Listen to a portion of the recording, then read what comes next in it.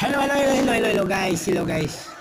Dito tayo ngayon sa palengke. Nangamalingke tayo ngayon. Nagbibili tayo ng mga ulamin natin for good 1 week. Oh guys, oh yan. Napakapisko ng isda nila guys.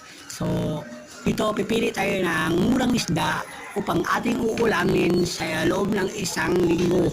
So guys, may nabili na ako na isda matambaka for only 160 kilo. Okay guys, ang sarap-sarap ito guys kapag ito ipiprito mo at isasabaw mo. Okay guys, yan, binarihan ako ng 340